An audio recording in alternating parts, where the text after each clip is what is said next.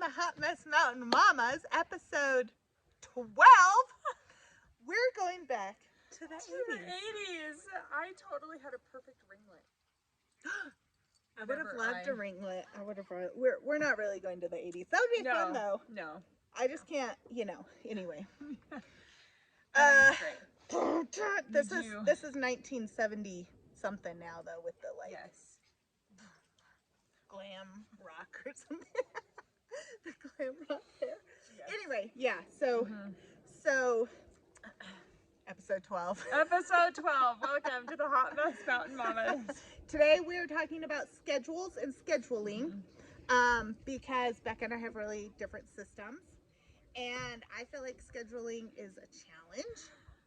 And Becca also has challenges, but she's a little better at overcoming those. Yeah, even though my husband just told us that I don't follow my schedule. Yeah, that you make a schedule, but you don't follow. Which I'm kind of offended at, because he probably wouldn't be fed, the children wouldn't be fed, homeschooling wouldn't happen. Yeah. And you do block schedule with homeschooling, or do you actually write out? Oh, we just move from one thing to the next. Okay, but you kind of have like. Yeah, we start at 8 and we end at noon, maybe 1. Okay. And That's pretty good. We just work through stuff. Yeah. So. That's about, I think we started at 8:30 and went to like lunch. Yeah. Basically. And lunch might be a little bit later if we're trying to finish a couple things up, but essentially lunchtime. Right. So, tell us your saga of the things that you've tried. Oh my goodness. Yeah, I'm terrible with scheduling. So I think I mentioned in the last one, I kind of schedule like I balance my checkbook, which is like not really at all. But you still get to where you're supposed to be. I mean, you still get jobs done. I plan things. I just don't really write them down very well. So then okay, so sometimes I take my work schedule, I take a picture of it. Yeah. And then I favorites it or repeat the picture, copy it so I can keep it close. Yes. So I can keep going back and looking, because literally every single day I have to look to see what the schedule is the next day. I don't remember. I just know that I'm working. Yeah. And then if I schedule something like a dentist appointment, I know that it's in September around the middle of the month. Yeah. And then I'll have to look to see exactly what day and what time is that. But it's I kind of know it's coming. I very rarely forget that something's coming up. It's just that I have to go back and look to see. But then sometimes I can't find where I wrote it down, and then I'm I either have to call the office or call the person and be like, I know we're meeting. When are we meeting? Does anybody else do this? I'm sure a lot of you can relate to this. Yes. And I know that that's how I used to do things when I wasn't working. Yeah. Well, and then I've tried my phone, the calendar. Yeah. The one it comes with, I don't like. Mm-hmm. It's a little bit too, I don't have enough options.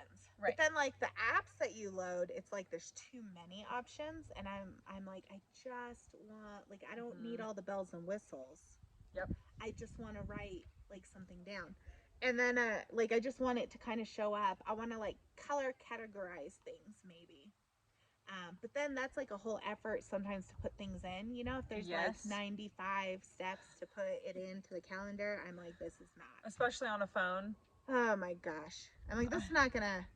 And then half the time I put it in on the wrong day because I couldn't do the 95 steps smoothly in one transition. And then there's there's scheduling apps. Yeah, I don't know. I want I want something to alert me. But I don't want it to be a bunch of steps. A bunch of alerts. Or then you end up with a bunch of alerts on your phone. Because I know I set that up once and accidentally tagged Jordan in it. Oh, yeah. And then he was why am I getting all these? Ding, yeah. Ding. And he's what is all of this, Becca? I was it's the things that it's helping me to remember what I'm supposed to be doing. Yeah, half the time I also just ignore them. So then if it just shows up on my screen, I ignore it. Yes. Yeah, or I'm oh, I'll look at it later to remember. Yeah. Yeah. Or if I look at it, we're going to look at it later. But then it goes away. I'm oh crap, I looked at something today. What was that? Something's coming up. What was that? Yeah, so like not those things don't work. I've tried like the calendar, like where you carry the calendar with you. That does not work for me because I don't care. I'm like, I would like to travel like a wannabe minimalist. Yes. And not actually have to have anything with me. And so like having a day planner is too cumbersome, and I don't stick with it. And a lot of day planners come with all the extra stuff. Like I don't need a calendar Bible. That's what I have. I have a calendar Bible. Some people love that. I can't stick with it. And then half the time I'm like, it's in the way. And so then I put it somewhere weird where I can't find it. Yeah. So yeah, I cannot. Maybe you guys have a suggestion. If you have a suggestion, for something that's simple but allows me to like put alerts when I want them, and maybe color coordinate like dots or little symbols or something on my page so I can look real quick and just see what's happening. Like, do I have a meeting? Do I have work? Do I have like something for the kids? Like is there like at least so it kind of alerts my brain of like, oh, that's today. But doesn't require me to spend 5 hours of my day trying to enter it in. Because that kind of defeats the purpose. It does, I or like super frustrating. I've tried some apps where I'm like, oh, that sounds good, but then it's like it's like too much and it's frustrating. So so I'm not very good at. I haven't found. I would probably be better at scheduling because I do plan. I'm kind of a planner by nature, but I can't find a system that works really well for me. And I don't have like an office at the house. I don't have a desk area or office. Oh yeah, that makes a huge difference. I feel like. Yeah, so I don't have like where I could just leave a calendar out. Very easily. And I actually have a whiteboard calendar by the back door. Do you use it? No, there's nothing on it. It's awesome. I think it might still say like May. Jackie, your assignment is at the beginning of every month. Oh man. To use it. That's it. That's your one goal. That's your one goal. It still says May. Well, that was the beginning of the summer. It really makes sense. Yeah, true. That's like point. Right before summer starts. You don't do anything when summer starts here. Just run from one thing. So you though are very good at scheduling. Yeah, you used to be though. Okay, so what do you? And I think part of that, now that I think about it, whenever we worked at camp, during the work week, we had a schedule handed to us. Somebody gave us our schedule, and it was like, here is your schedule for the day. Like, at this time we go saddle horses. At this time you go back and eat breakfast. And then at this time you're back at the barn. And this time you're like saddling. This time it was like very almost like regimented. Okay. And you kind of already knew what you were supposed to be doing because somebody else did it for you. And so you just carried your piece of paper in your back pocket. But I didn't have to figure it out. Yeah. I would do really well when somebody else is like, here is your assignment. So was that for the day? Or like the week? It was for the whole week. But everybody just folded their piece of paper and put it in their back pocket. Because then they would just know, like, and then they could just pull it out. So, but then after I got married, then it was truly like I was trying to figure it out, and I had different kinds of planners, and I tried all sorts of different, I did the phone thing too. I tried everything. I tried making my own planners because there's actually websites where you can go on and make your own planner. I did that too. I printed a ton of papers I never used. And then you feel guilty because you're like, I just burned down a tree for something I'm not. I am responsible for a tree in the forest. All the ink. That's always my. That's expensive too. Yeah, it is. Yeah. So I finally, especially with homeschooling and starting my Young Living business, I finally was like, I have to get something. Like, I need to force myself to do something. And I finally clicked on one of those Facebook ads and found it's this company called Well Planned Gal. Yeah. Now her stuff, like you were saying, it has a whole bunch of extra stuff. Yeah, I think I have one of her books. That you can use. And initially I tried really hard to use it. Like, it's almost like a course on how to schedule and plan. But with my personality, I'm like, probably really should do this, but I don't want to. I got one of her books. I'm pretty sure it was hers, or maybe somebody similar for homeschool. And that was good initially. Yes. But probably what I need to do is take her book, because it is actually really well organized, and then just rip out all the pages I'm not going to use. Yes. Yeah. Well, in hers, it actually is set up really nicely where it's like if you don't want to use a certain section, you just leave it blank. Like I don't but then that's all cumbersome because you got to carry this. I do. Ginormous encyclopedia of scheduling. Well, and hers is only this big. That's the other thing I really liked. Okay. Maybe that wasn't hers then. And maybe I just heard that name. Yeah. I'll have to see. Yeah. This one that I got from her is specifically for mamas who are like running a side gig. Or mamas that are constantly on the go and doing other things. So it's not, she has a homeschooling one that I also use, but then she also has a separate one. Okay. And initially I tried to put homeschooling and was that too much? And it was I couldn't. And like all the kids' schedules, like I tried to overdo it, like try and plan out the kids' days, and plan out my day, and keep track of where Jordan was. And I finally realized I just need to do me. Mine had all these days in it for like the special homeschool things and special crafts you do. Write them down.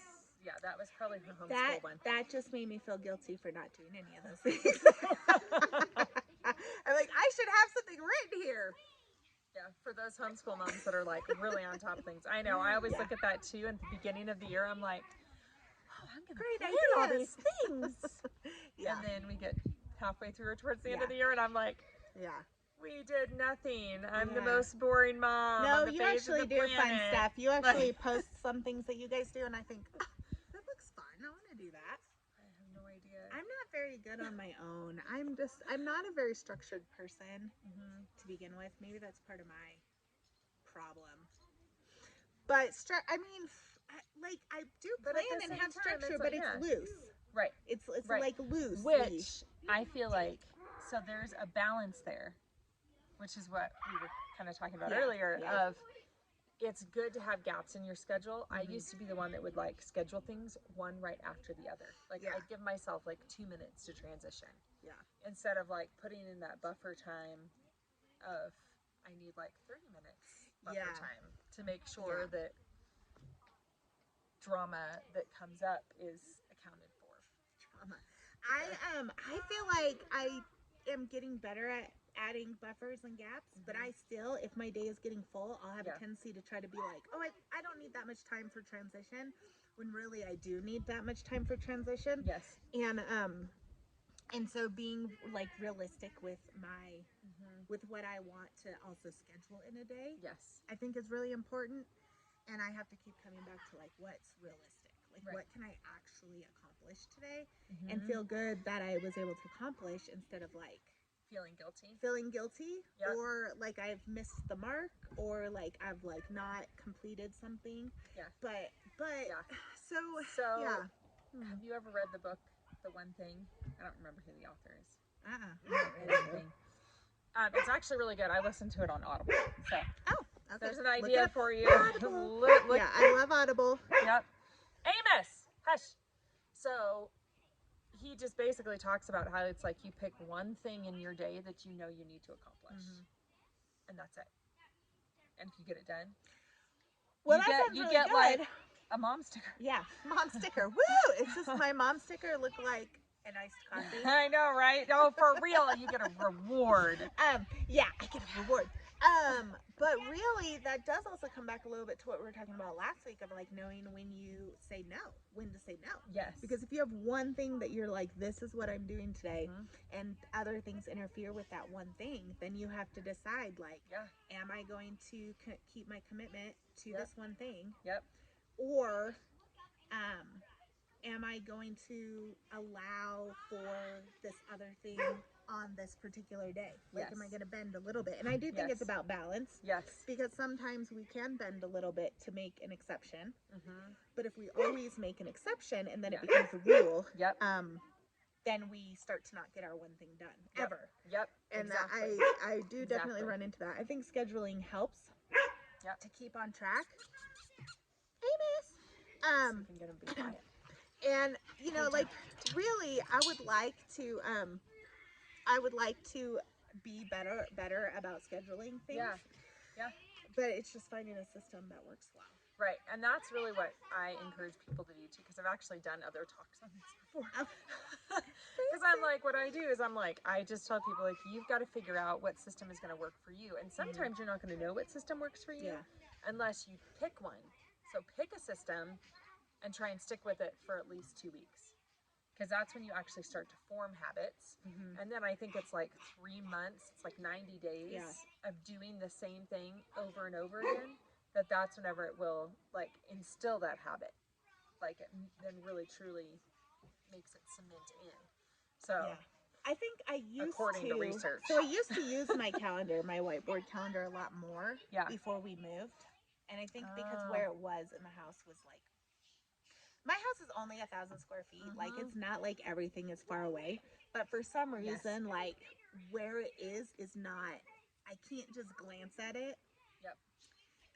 Because it's in the mudroom versus like the kitchen or the living room space, and I don't go down there unless I go down there like to do laundry. It's a specific reason I'm down there. It's not necessarily to check the calendar. Yes. So and your kitchen has no extra space. My kitchen has no space in it. Yeah. Literally, and like, and she has to have all that space for her kitchen. It's literally every square inch of the wall is either a shelf or like the refrigerator, or because in 1,000 square feet. You don't have a choice. You don't really have a choice.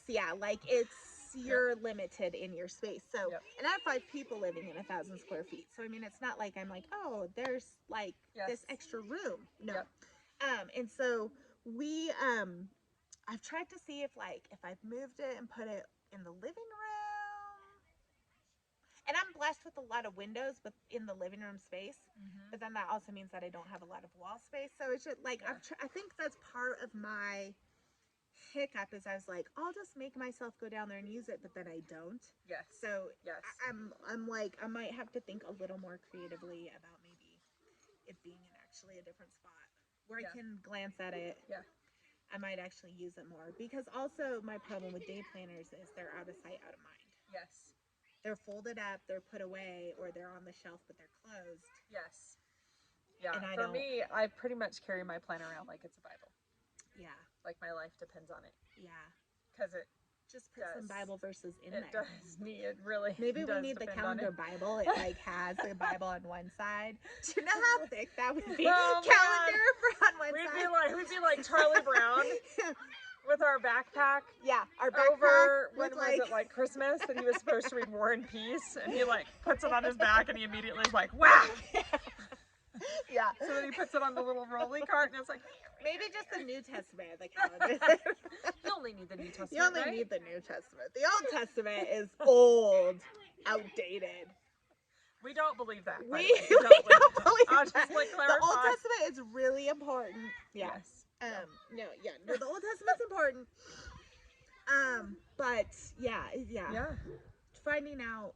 Figure out your system. Yeah. Figure out your system. Figure out what's going to work for you, or just pick something and try it. And like maybe it's just a simple month calendar that you just put things on certain days. If that's all you need to keep track of your stuff, sweet, more power to you. Yeah. But pick a system and stick with it for 2 weeks. That's my encouragement. Okay. Pick a system, stick with it for 2 weeks. I am going to try to use my whiteboard for 2 weeks and see. Maybe I don't send have you- to I could move send it you if I text just messages. get used to using it. I think you're going to have to move it.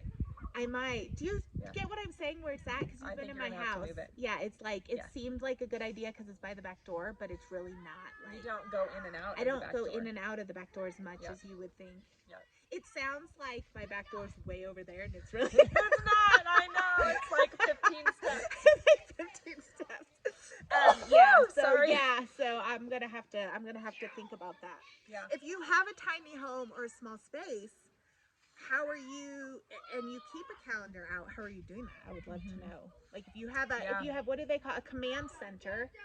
How are you doing that in your? A command center. If you have a command center in your home For mass casualty incidents. Yeah.